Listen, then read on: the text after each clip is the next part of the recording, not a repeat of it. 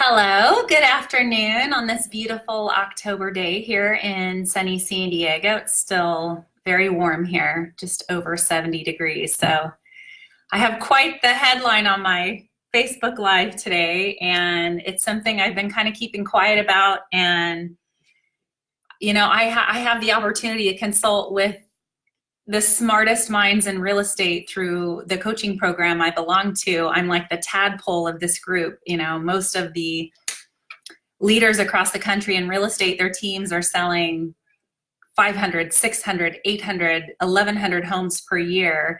And the kind of information that comes with that, along with the coaches that are coaching all of these people, and the people that Tom Ferry is associated with, like Steve Harney. I'm very fortunate I get to participate in a conversation that I wouldn't get to otherwise. And I feel very compelled, morally obligated, honestly, to share this information with everyone around me, because it's such a common conversation right now. And, it's kind of funny too, because we put all of our faith, in headlines from certain companies. And I think it's hysterical when you think about the fact that less than a week ago, Morgan Stanley is saying, that for sure, there's going to be a recession. And Goldman Sachs is saying the exact opposite, no recession. And so if those two entities are confused about where we're headed, like it's obviously going to be pretty common for the rest of us to be wondering what's going on. And I think that the way to get through unknowns and uncertainties is to really dive into data. And that's what I like. For those of you that don't know me very well, I'm actually pretty analytical, and I like numbers, and I like to defend things with facts. And so you have to kind of dive back into what happened in the last recession, and all the fears and emotions that are coming along with that when people talk about a recession now. So let's talk about that. So the first thing to think about is that, there's been 5 recessions since like 1980. I have some stats here that I can't see without my glasses. So we've got data on the last 5 recessions. So we've got a recession in 1980, one in 1981, 91, 2001, 2008. Okay, we all remember 2008, right? 2008 was awful. And I think that we're still bleeding from it, right? The wounds are still there. It's very fresh in all of our minds. And, for those that were or were not affected, I think everybody was affected. There's a deep burning desire to never go back, right? Never make a decision that would put yourself in peril again financially. But what people forget, and this is what I think is so important to understand about any conversation about a recession, whether or not we're headed into a recession. Recession does not equal housing crisis. Okay, so let's look at that. Hi, Tiffany. Thank you for joining. Can't wait to meet you and hear all about your staging business. So we're talking about the market. Okay, so you look at 1980. In 1980, there was a recession, but housing prices went up by over 6%. Okay, recession does not equal housing crisis. In 1981, there was a recession. Housing went up by 3.5%. There were only 2 of the last 5 economic recessions that resulted in any kind of a home price change negatively. One was in 1991. It only went backwards about 2%, 1.9. Then we had 2001. Housing prices went up again to 6.6%. It was only in 2008 that there was a housing crisis. And we all remember that. They went down 20%. Okay, so we're going to talk about why that happened and why conditions are not even remotely similar to what they were in 2008 to produce that kind of housing crisis. But let's just look at that, from more of a general standpoint. So home prices have appreciated, gone up during 3 of the last 5 recessions. So again, just remind yourself, housing or recession does not equal housing crisis. Hi, Annie. So that's number 1. So let's take a look now I think, at some of the reasons. I've got like 9 pages of notes. Amazing information. Okay, and I'm going to be posting a lot of this too, just to back up the data, just because I know I've got some people that will want that. Okay, so what are the results of the previous slowdowns prove? You know, what is there that we have that proves that a recession doesn't equal a housing crisis? Okay, so right now, delinquency rates are the slowest they've ever been. Back in 2005, 2006, 2007, and 2008, people were using their houses like an ATM. And I guarantee you, if you're watching this, you know lots of your friends were doing that, and you might have been doing it too. Okay, so they were spending on depreciating assets. They were buying cars and boats and going on vacations, and they just were like, my property is always going to go up in value so I can pull money from it. Okay, and when the market adjusted, they were in negative equity. Right now in the United States, 31% of homeowners have no mortgage. None.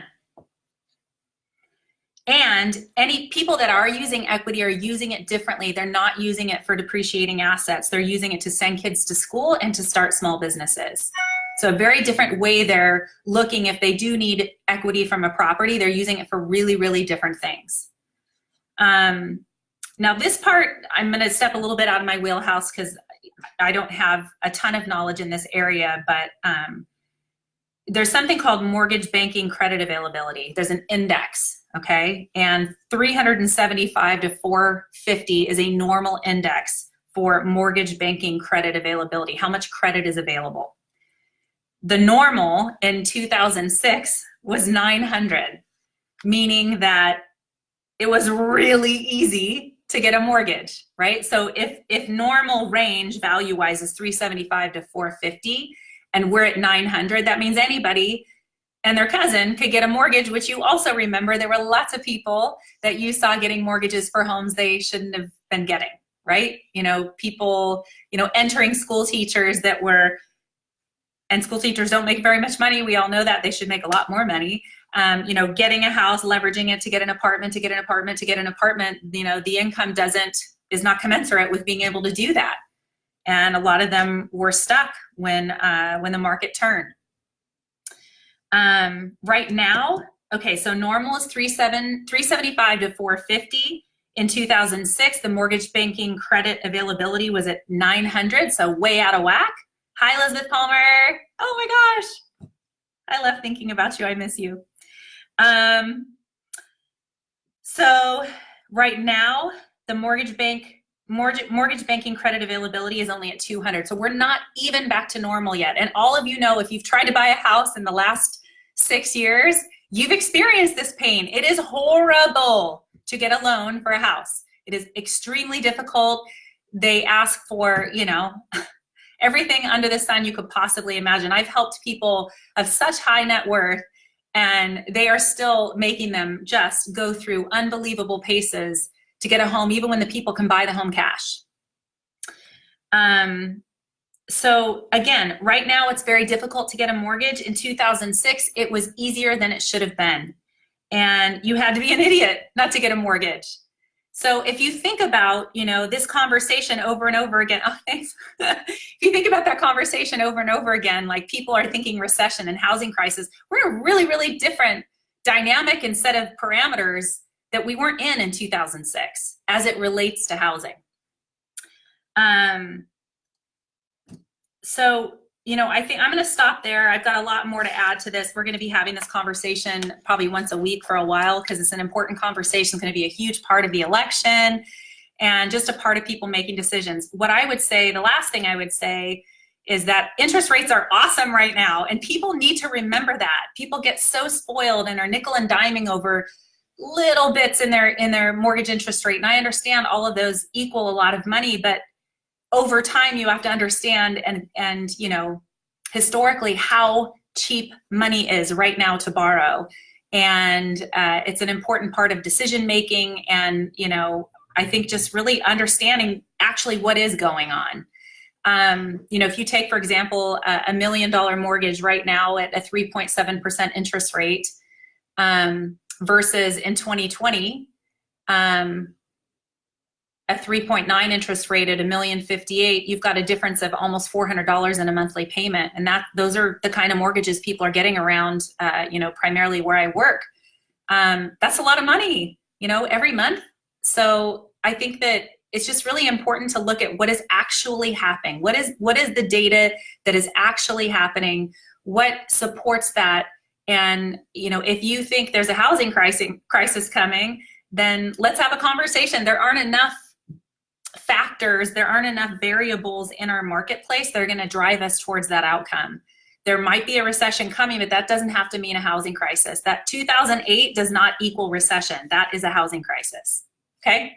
Anyway, if you disagree with me, let me know. I'm going to be posting a few things for you that kind of talk a little bit more about what I discussed today, just kind of memorializing that. And if you have other data that you want to share or questions, or if you haven't looked at your mortgage interest rate and you should be refinancing right now, then contact me. I would love to get you in touch with a great lender that can take really good care of you. And as always, I want to be, and our team wants to be, your trusted real estate advisor. My name is Ann Schreiber with the Schreiber Team and Compass.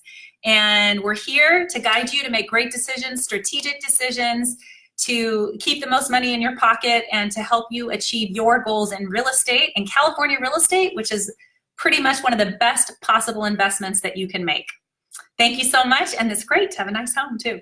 Thanks so much. If you have any questions, give me a call. My number is 858-414-5700. Take care.